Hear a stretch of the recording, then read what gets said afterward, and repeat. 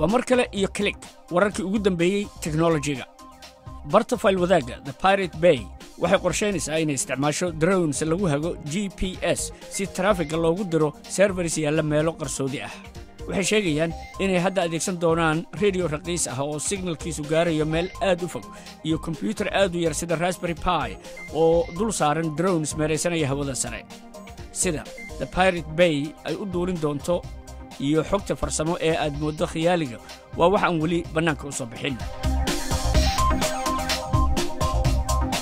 HTC oo samaysa mobilka ayaa heshiis la gashay sharikadda software-ka ee LogMeIn si ay u awoodo adeeg farsamo oo aad u fog oo ay u gudbiso HTC Android-ka mustaqbalka software-kan wuxuu farsamayaqaanada HTC u suurtagelinayaa waxyaabo ay ka mid yihiin in iyaga oo meel fog jooga ay baari karaan ciladaha xallin karaan ayaga oo kaashanaya LogMeIn injineeradu waxay awoodi doonaan inay ka shaqeeyaan cilada mobilka meel kasta oo uu yaallo hadduuba internetka ku jiro ma kula tahay in ay lacag ku baaqanayso haddii aad isticmaasho mobile applications lacag la'aan ah warbixin cusub ayaa ku tilmaantay in ayan ahayn baayacta wanaagsan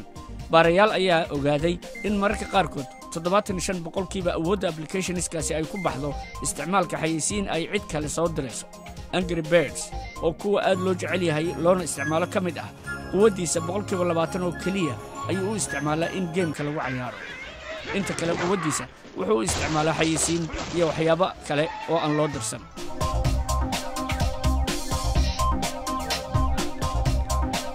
dad badan ayaa ku hamiyay qaar kalena way isku dayeen laakiin ninkan waxaad moodaa in ay u suurta gashay oo uu sameeyay Jarno Smith oo ah injineer Dutch ah wuxuu sheegay inuu noqday ninkii ugu horeeyay ee ku duula baalal sida shimbiraha laakiin macmal ah mashruucan oo socday 6 bilood wuxuu isu keenayaa waxyaabo kala duwan oo ay ka mid yihiin aabitay matooro iyo qalabyo kale Jarno wuxuu sheegtay in uu dhulka kor uga kici karo 100 mitir markiiba